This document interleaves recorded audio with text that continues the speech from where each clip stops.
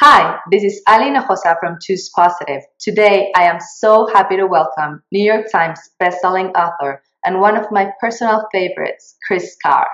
Hi, Kris. Thank you so much for being here today. Thank you. Okay, so before we start with the interview, I would like to read your bio. On Valentine's Day 2003, Kris got her wake-up call. She had been diagnosed with a rare and incurable stage 4 cancer. More than 10 years later, Kris is not only feeling great and happier than ever, but is a bright light in what she calls the wellness revolution. A trailblazer and pioneer, Kris is a multi-week New York Times and Amazon.com #1 bestselling author, a gifted writer and speaker, and a wellness activist. She has written 5 books and documented the beginning of her wellness journey in the award-winning film Crazy Sexy Cancer. She has lectured at many hospitals, wellness centers, and corporations such as Whole Foods and Harvard University. She has been featured in the New York Times, in magazines such as Glamour and Vanity Fair, and several TV shows including Good Morning America, Today, The Early Show, CBS Evening News, The Doctors, and The Oprah Winfrey Show. A wellness warrior, Kris has inspired countless people to feel empowered and choose health. So, Kris, welcome to Choose Positive. Thank you. I'm so excited. We're excited to have you here. So, the intention of this interview is to give an introduction to your story and to the crazy, sexy wellness revolution. And I would like to divide this interview into 3 parts.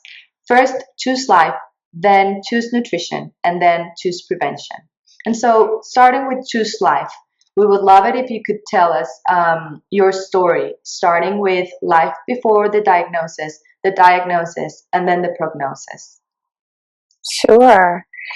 Well, on Valentine's Day, as you said in my introduction, I was diagnosed with cancer. And, prior to that, I was a young woman living in New York City. I was an actress and a photographer. And I was pretty happy doing what I was doing, but ultimately I think that it might not have been the best career choice for me at the time. It was a little different from my introverted constitution. And so there's a lot of stress in my life. And also I really didn't know how to take care of myself. I knew what to eat to stay slim for my job, but I didn't know what to eat to nourish my body and to fuel my life. And it's a big difference. It's such a big difference. And, over time I started to get some pain that felt like it wasn't normal. And I had been misdiagnosed for many years. People weren't thinking that I would have cancer. They thought that I had constipation or irritable bowel syndrome. I was young. I was 31. And we often think that cancer happens to people who are older, but cancer happens to people of all ages. And so finally I got to the place where I couldn't walk and I couldn't breathe. I was having a very difficult time standing up, and I got to the doctor and they gave me an ultrasound, and they found that I had liver tumors, and then they suggested a CAT scan. A lot of people have probably had a CAT scan, who've been through similar journeys like me. And they found tumors not only in my liver, but in both of my lungs. And so I went off to get a biopsy, and the biopsy came back with this very rare sarcoma that affects very few people in the world. And it's a stage 4 situation when the tumor spread to multiple sites. And my prognosis was there's no cure, there's no treatment, there's no surgery, chemo, radiation, there's nothing we can really do for you. Yeah. I had never heard of anything like that. I thought when somebody gets cancer, they get chemotherapy, they lose their hair, hopefully the cancer goes away, they're in remission, and they get their life back even if they didn't want their life like the way it was. They get it back. Yeah. But that's not what my journey was and is. It's what I learned after going to multiple doctors. And for people who are patients and who are listening to this interview, it's very important to doctor shop. Right. It's that's one of the things that I love about your story as you tell it in your documentary film, that if you could share it with people watching, how was your role as as you put it, CEO of Save My Ass Technologies Inc. Good, you're good. That's right. I became the CEO of my health, and I looked at it as if I'm the boss. I hire the doctors, they work for me, and we're going to ultimately work together. So like any CEO, I run my own business now. I'm looking for people who are happy to work with me, who are really smart, who have a good demeanor, a good disposition, and who have that can-do attitude. Yes. That's the same type of criteria I look for in a doctor. And the first doctor I met with suggested I transplant all 3 of those organs. And so I didn't hire him. No. Thank God. I didn't hire him. Yeah. And the second doctor gave me 10 years to live, which was 13 years ago. So I was very happy not to hire him. And I probably interviewed and met with and traveled to different hospitals all over the U.S. I saw 6 different major oncologists before I settled with my current oncologist. And this is what was interesting. He said, we don't know a lot. Sometimes your disease can be slow moving. Sometimes it can be fast. Sometimes it can start slow and become fast. We need to watch and wait. We need to track you. And you need to go off and live your life. And we're probably going to have to track you for your entire life. But I really want you to live that life. Right. Wow. That is like music to your ears. Right. It was. And it was also challenging because I think even though, I was just 31 at the time, and we think that young people really go for it, right? And maybe they, in a way that maybe older people don't, or that when we get set in our ways, we stop going for it, we stop taking such risks. But the truth is that I wasn't living my life. And I wasn't living my life with joy, with purpose, with passion, with vitality and health at the center of my daily practice. Mm-hmm. That was something I was thinking about later once I got my career together. Yeah, and that's very, very common. I mean, I would say that's like how most people live, And so I decided to change that. Great. And Kris, tell us a little bit about this. How did you, because sometimes I imagine when people get this kind of prognosis, they just freeze. And instead you moved into action, right? You felt, I don't know if you dug inside to find that empowering woman that would take charge and take responsibility for your health and your well-being from then on. Well, this is where Latin blood comes in, because my grandmother raised me and she was Colombian. And I think I got a fire from her. Good. And I don't like being told what to do. And I don't like the word no, except when I'm saying it. Right. And there's something just came over me, and of course I was terrified and I was crying, and for many months, probably years, really. But I just thought that if there was any time I needed to stand up for myself and really embrace my power, it was now, and so that's what I chose to do. Good for you, because that made all the difference, not only for you, Kris, but really for the thousands and thousands of people that you've inspired. For Thank sure. You. And then you say that you turned actually your desperation into inspiration, and that's how I imagine you got. Let me go back. Tell us a little bit about how you decided to document your wellness journey and turn that desperation into inspiration. Well, a couple of things.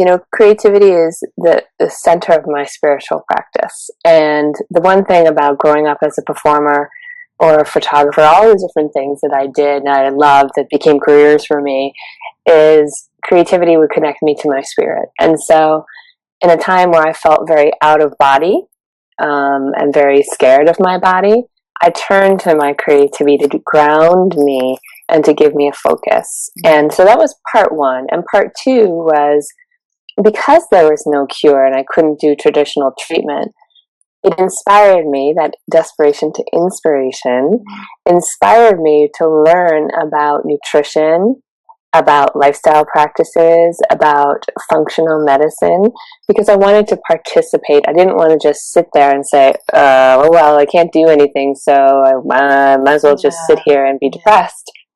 So the combination of basically creating my own curriculum and also documenting it in a creative way gave me an incredible focus and really inspired me and excited me and motivated me during times when I felt like a little down and out. So that was a big part. And then when I looked around, when I looked around, meaning I did not find any books or films that addressed not only people my age, but also people who were going through a cancer journey who were using humor and holistic medicine and their voice, their authentic voice. Mine can be like a little sailor at times. Yeah. And I would say a love for life, right, Kris? Just I just a positive approach to it.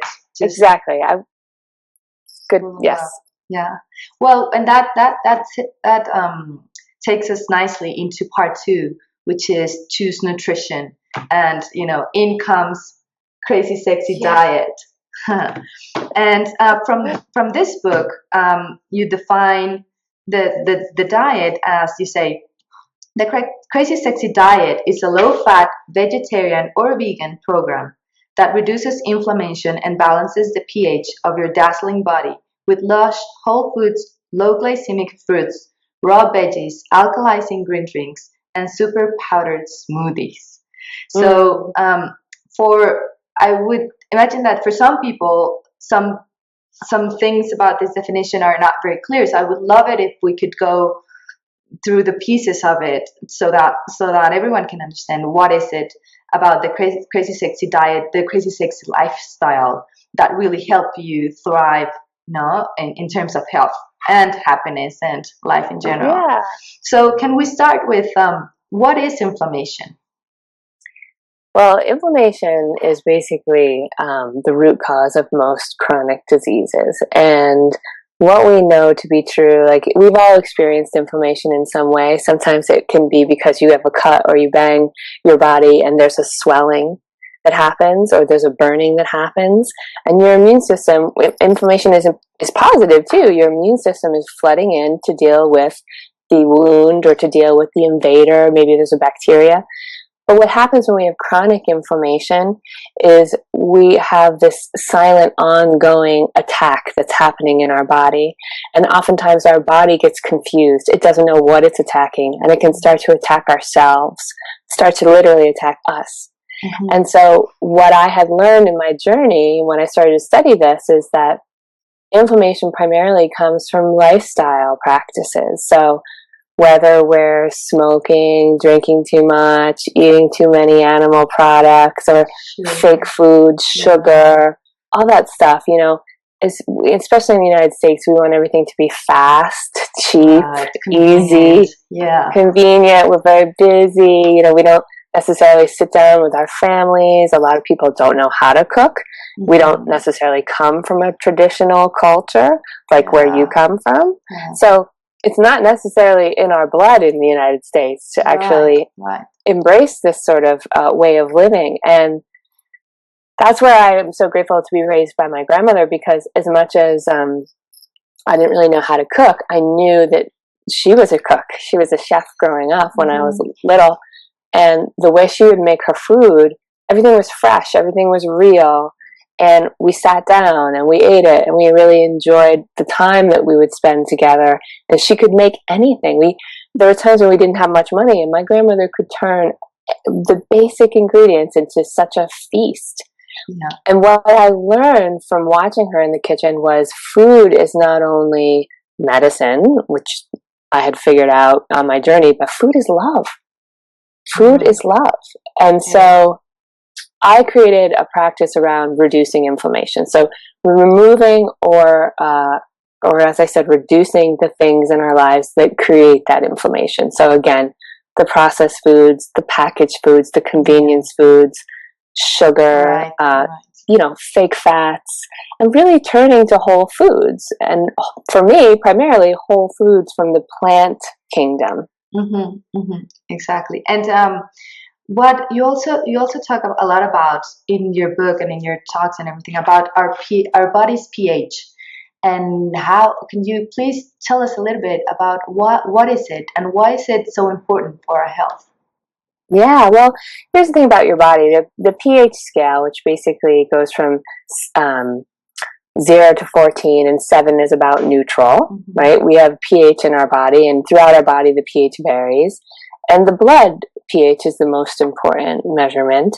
And that doesn't change very much because your body will do anything to maintain it. So even though you may be eating very acidic foods, or you may be exposed to chemicals in your environment, which is a very, very big and important thing for us to try to reduce or avoid. Tell me about it here in Mexico City. Yeah, that's huge.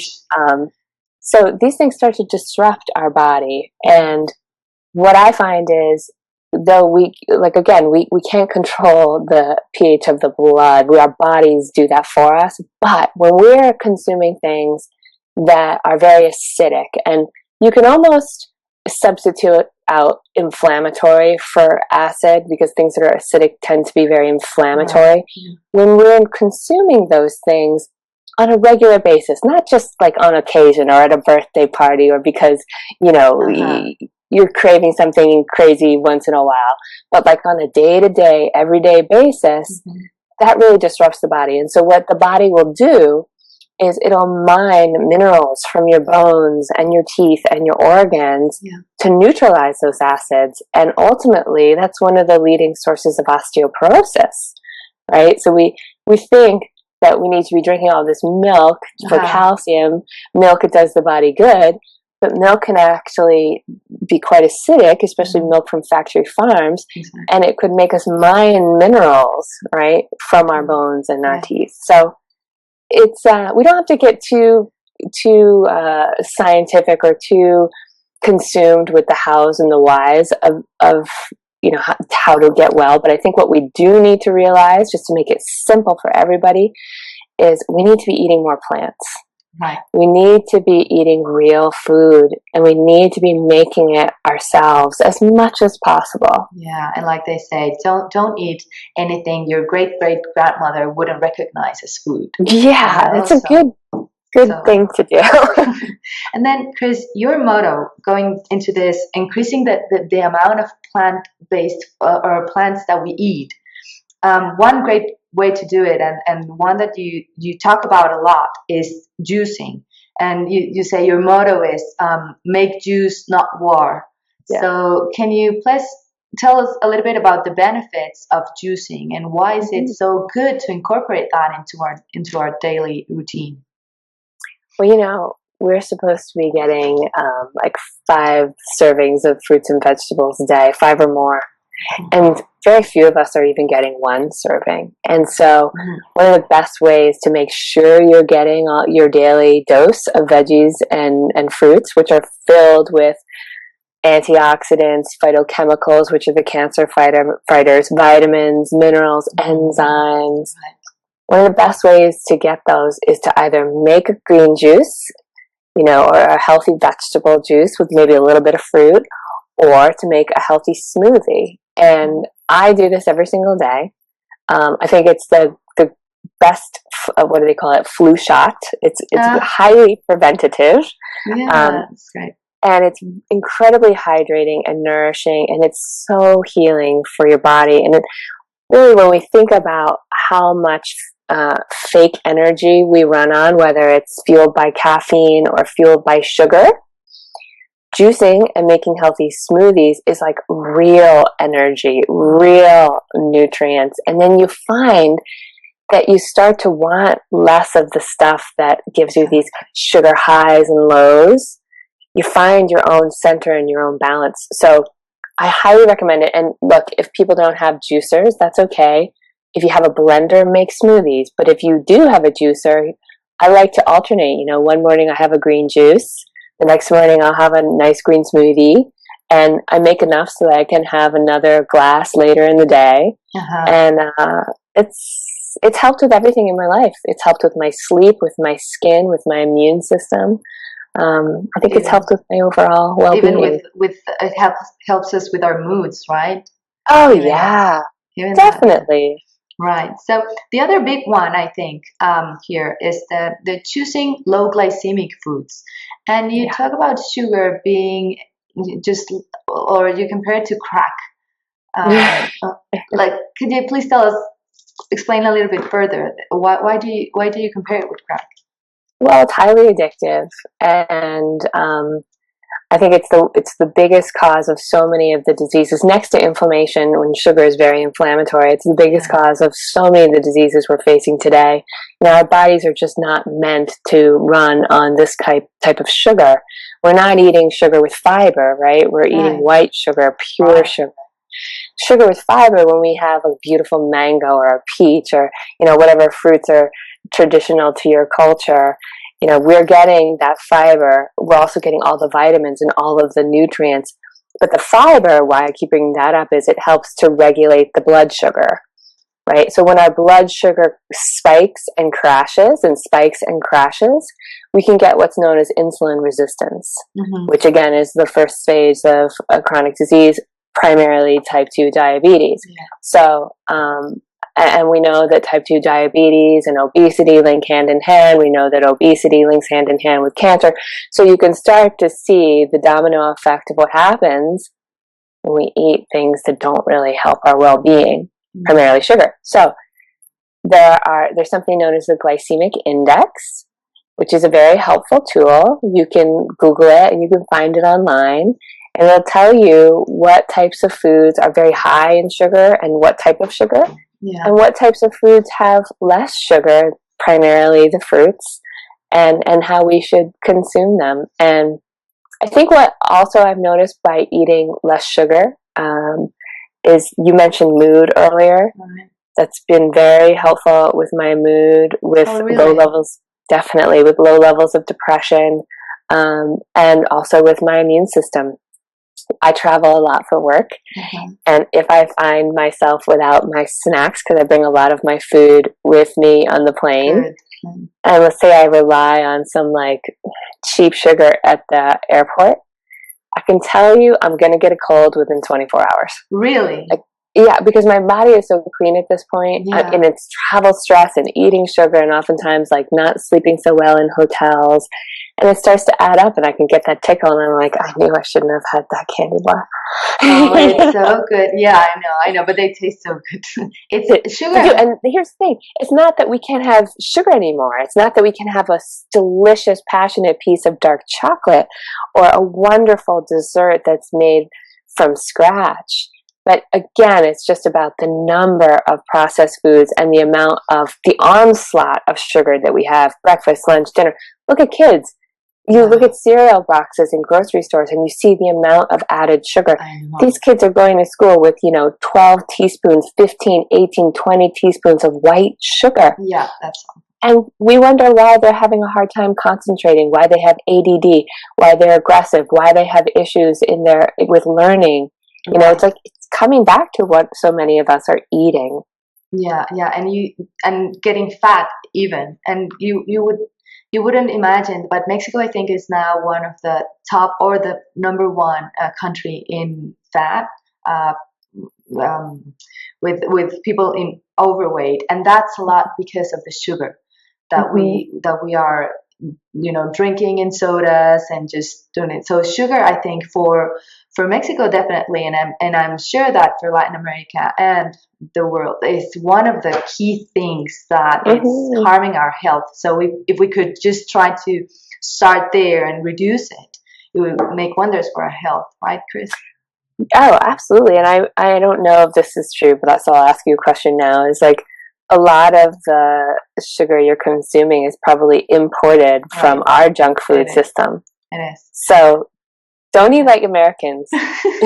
Exactly. Don't try to cook at home. Still do that. But yeah, more and more, we've seen not even importing products, food products from the US, but also the kind of lifestyle. So yeah, we do see that tendency going. So that's why it's so important, Kris, your message for people to hear what you have to say.